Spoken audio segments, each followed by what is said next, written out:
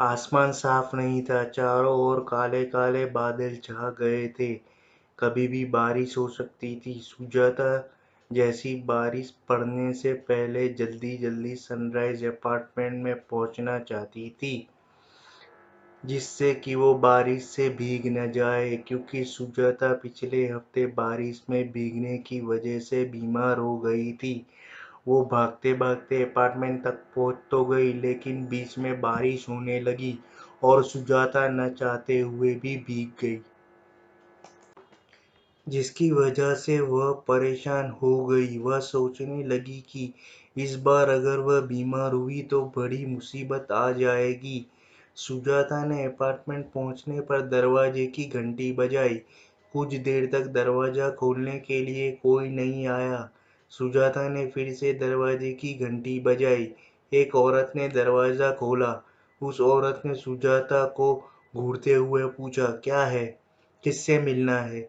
सुजाता ने कहा, जी मैं नेहा वॉशिंग पाउडर कंपनी से आई हूँ और हमारी कंपनी अभी अपना प्रचार कर रही है, जिसकी वजह से यह वॉशिंग पाउडर बहुत ही कम दामों में बेच रही है। इसकी कीमत सिर्फ 25 रुपये में आधा किलो है। हमारा वॉशिंग पाउडर आपके महंगे से महंगे वॉशिंग पाउडर से अच्छी सफाई करता है। इतना कहकर सुजाता ने कहा कि अगर आपके पास कोई गंदा कपड़ा है तो ले आइए, मैं आपको अभी कपड़ा साफ करके डेमो दिखाती हूँ। इस पर उस औरत ने मुंह बनाते हुए कहा कि मुझे नहीं चाहिए यह तुम्हारा घटिया वॉशिंग पाउडर, और ना ही इसका डेमो चाहिए। इतना सुनकर सुजाता ने कहा, मैडम आप एक बार डेमो तो देख लीजिए। अगर आपको यह वॉशिंग पाउडर पसंद नहीं आया तो आप मत लेना, डेमो का कोई पैसा नहीं है। सुजाता की बात सुनकर वह औरत बोली, अरे तुम क्यों सुनती नहीं हो, नहीं चाहिए मतलब नहीं चाहिए। इतना कहकर उस औरत ने धड़ाम से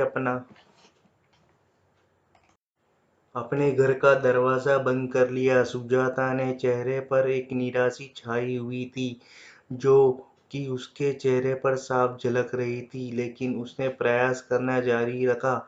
वह अपार्टमेंट के अन्य घरों में भी गई, लेकिन इस अपार्टमेंट में सिर्फ एक ही औरत ने उसका वॉशिंग पाउडर खरीदा। बाकी लोगों ने उसे भगा दिया। अब रात होने वाली थी। वह अपने घर वापस लौट रही थी। सुजाता के दिमाग में एक ही बात बार बार घूम रही थी, जो उसके मैनेजर ने उसको कहा था। सुजाता के मैनेजर ने कहा था कि महीने के अंत चल रहा है और तुम्हें 20 वॉशिंग पाउडर बेचने का टारगेट दिया गया है, और तुमने अभी तक सिर्फ 3 ही पैकेट बेचे हैं। यह सुनकर सुजाता ने कहा कि सर, वॉशिंग पाउडर बेचने की पूरी कोशिश करती हूँ, लेकिन हमारी कंपनी नई होने की वजह से मैं लोगों का कन्विंस नहीं कर पाती हूँ।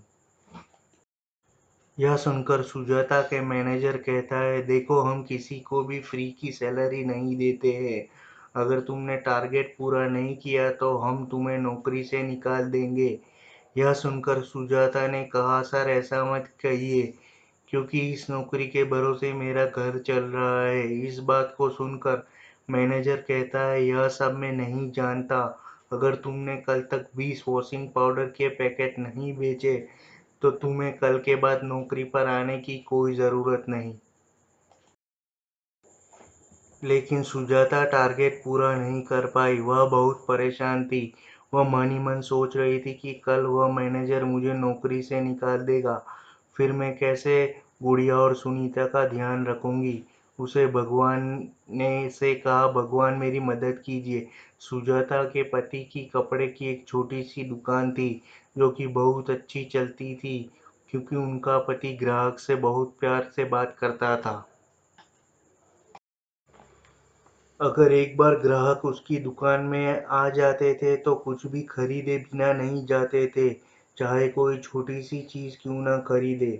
सुजाता के पति महेश का बहुत ही अच्छा हंसता खेलता परिवार था, लेकिन एक दिन अचानक महेश की दुकान में किसी शॉर्ट सर्किट की वजह से आग लग गई।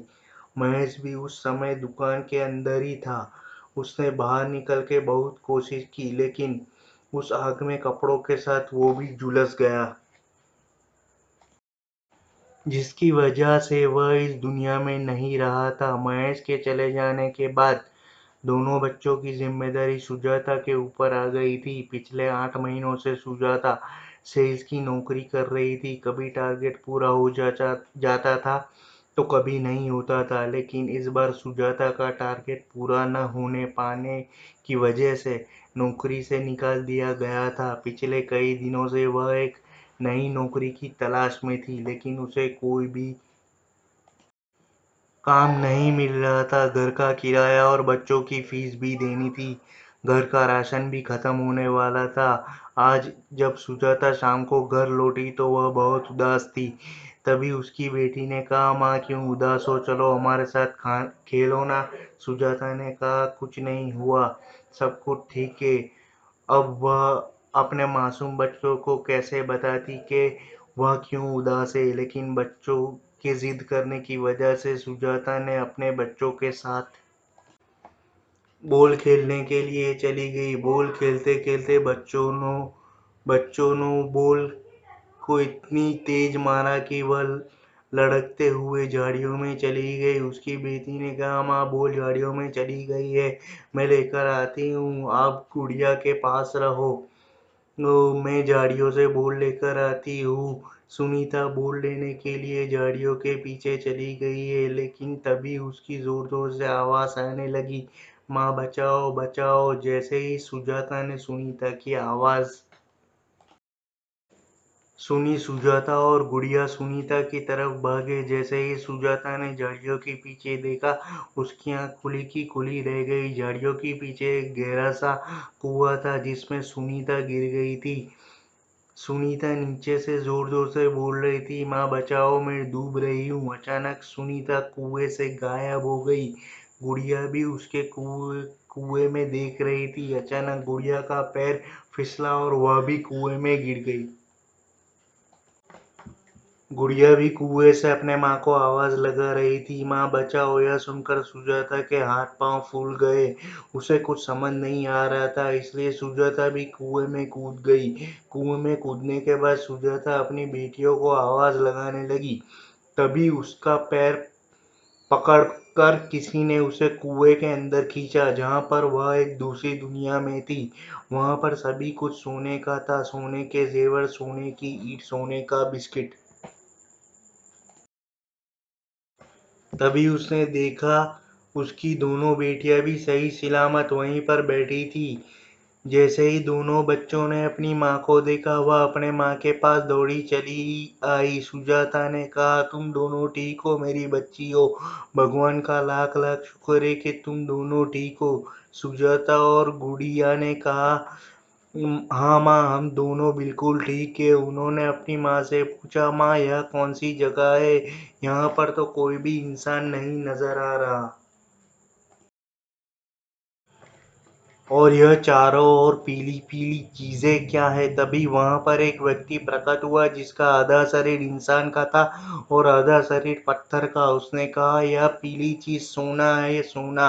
यह सुनकर सुजाता चौंक गई, बोली, इतना सारा सोना यहाँ कहाँ से आया और यह किसका है, और यह कौन सी जगह है। यह सुनकर उस व्यक्ति ने सुजाता को बताया कि यह पाताल लोक है और मेरा नाम अंगद सेन है। मैं पाताल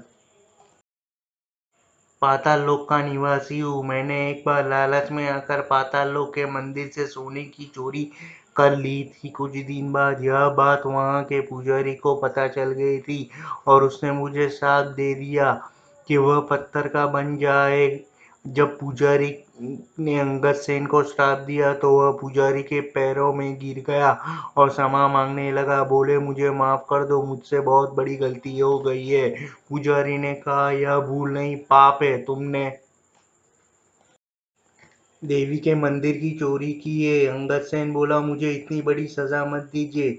यह बात सुनकर पुजारी को दया आ गई। पुजारी ने कहा, मैं अपना श्राप तो वापस नहीं ले सकता, लेकिन तुम्हारा 1 साल में एक बार पूर्णिमा के दिन आधा शरीर पहले की तरह आ जाएगा और वह समय होगा जब तुम किसी की मदद करोगे। तुम जैसे जैसे किसी की मदद करोगे तुम्हारा पाप कम होता जाएगा और एक दिन तुम्हारा पूरा पाप खत्म हो जाएगा और तुम पूरी तरह से अपने पूर्ण रूप में आ जाओगे।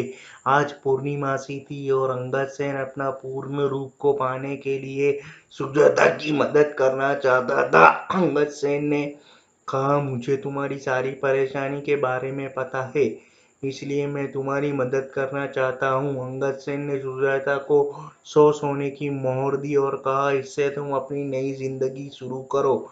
इतना कहकर अंगद सेन फिर से पत्थर का बन गया। कुछ देर बाद सुजाता अपनी दोनों बेटियों के साथ कुएं से बाहर थी और वह कुआं भी अभी वहां से गायब हो गया। सुजाता के ने सोने के सभी मोहरों को बच्चों और अपने कपड़े की दुकान खोली। थोड़ा संघर्ष के बाद सुजाता की दुकान अच्छे चलने लगी। सुजाता आज अपनी जीवन और अपने दोनों बेटियों की पढ़ने लिखने का सारा खर्चा उसी दुकान से कमाई के साथ चलाती है। इस कहानी से हमें यह सीख मिलती है कि हमें कठिन से कठिन समय में भी हिम्मत करनी चाहिए। भगवान हमेशा हमारे साथ है, बस आपको अपनी ईमानदारी से मेहनत करते रहना चाहिए। किसी न किसी रूप में भगवान आपकी सहायता जरूर करता है।